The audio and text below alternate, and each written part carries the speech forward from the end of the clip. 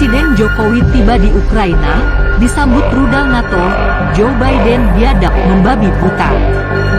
Komandan Pasukan Pengamanan Presiden, Majen TNI Tribudi Utomo menjamin keamanan Presiden Joko Widodo saat berkunjung di Kiev, Ukraina, dan Moskow di Rusia. Menurutnya, jarak kota tujuan Jokowi jauh dari zona perang. Sementara aman, karena kalau kami melihat sampai di Donetsk, kurang lebih dari Kiev itu kurang lebih jaraknya sekitar paling dekat yang ledakan itu adalah 380 km dari Kiev. Itu yang sudah kita antisipasi, kata Budi saat dihubungi, Jakarta, Kamis, 23 Juni 2022. Sementara mereka masih melakukan serangan, ya memang di seputaran Donetsk itu saja, jadi alhamdulillah masih jauhlah dari Kiev, sambungnya. Budi percaya diri terhadap keamanan kepala negara di daerah perang itu. Dia menyatakan bahwa Pas Pampres berasal dari satuan-satuan khusus yang sudah terlatih dan siap mengamankan Presiden Jokowi. Semuanya dari Pas Pampres. Pas Pampres kan punya ada tim penyelamatan sendiri, ada timnya sendiri. Jadi sebelum kereta api jalan 3 jam, sebelumnya kita sudah punya deteksi, ada tim deteksi yang sudah kita siapkan dari awal, tutur Budi. Dan Pas Pampres ini banyak terdiri dari pasukan-pasukan khusus juga, sehingga alhamdulillah kita juga tidak terlalu khawatir, karena Pas Pampres ini ada dari Kopassus, ada dari Denjaka, ada dari Paskas. Alhamdulillah kita percaya diri, sambungnya.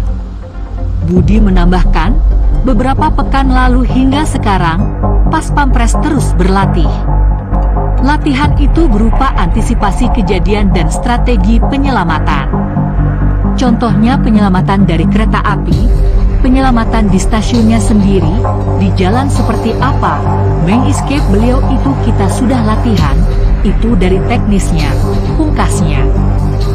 Presiden RI Joko Widodo melakukan kunjungan ke ibu kota Ukraina dan Rusia, yakni Kiev dan Moskow di tengah situasi perang.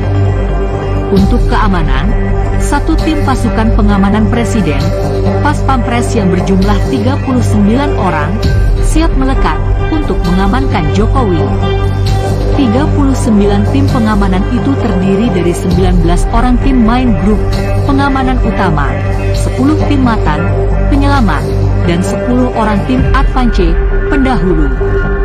Untuk main grupnya, kita sendiri tetap penyelamatan dengan mengcover beliau secara langsung.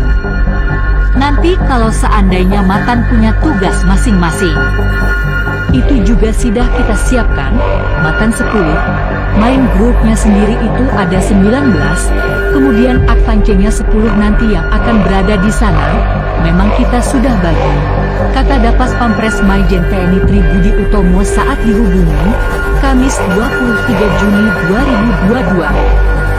Kalau kita sendiri yang melekat ke beliau ada 19 ditambah yang matanya sendiri 10 di sana, berarti 29 ditambah dengan 10 orang, advance, yang sudah standby di sana, katanya.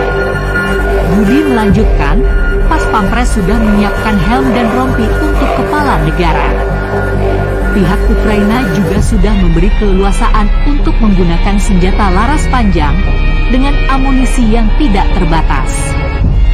Perlengkapan pun kita sudah siapkan helm rompi yang kemungkinan kalau memang berkenan digunakan untuk kegiatan di sana kita juga sudah siapkan semuanya.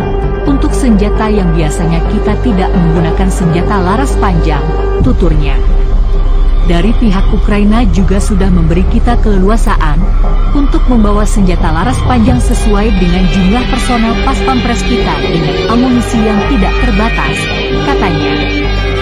Presiden Jokowi akan melakukan kunjungan ke ibu kota Ukraina dan Rusia, yakni Kiev dan Moskow, dan bertemu dengan pemimpin masing-masing negara, Presiden Volodymyr Zelensky, dan Presiden Vladimir Putin. Dalam pengarahan pers yang diikuti dari Jakarta, Rabu, Menteri Luar Negeri RI Retno Marsudi mengatakan, kunjungan tersebut akan dilakukan sebagai bagian dari rangkaian kunjungan Presiden ke luar negeri pada akhir Juni, dan dilakukan dalam situasi yang masih sangat kompleks. Hal itu terkait dengan peperangan yang masih berlangsung di Ukraina. Meskipun situasinya sulit dan masalahnya kompleks, sebagai Presiden G20 dan salah satu anggota Champion Group dari Global Crisis Response Group yang dibentuk oleh Sekjen PBB, Presiden Jokowi memilih untuk mencoba berkontribusi, tidak memilih untuk diam, katanya. Dia menambahkan bahwa Presiden Jokowi akan menjadi pemimpin negara Asia pertama yang melakukan kunjungan kedua negara tersebut sejak Rusia melancarkan apa yang disebut sebagai operasi khusus di Ukraina. Menurut Menlu, kunjungan Presiden merupakan cerminan kepedulian terhadap kemanusiaan, serta upaya memberikan kontribusi untuk menangani dampak yang dirasakan oleh berbagai negara di dunia akibat peperangan tersebut. Mencoba memberikan kontribusi untuk menangani krisis pangan yang diakibatkan karena perang, dan dampaknya dirasakan oleh semua negara, terutama negara berkembang dan negara berpenghasilan rendah, ujarnya. Selain itu, kunjungan tersebut juga sebagai upaya untuk mendorong semangat perdamaian.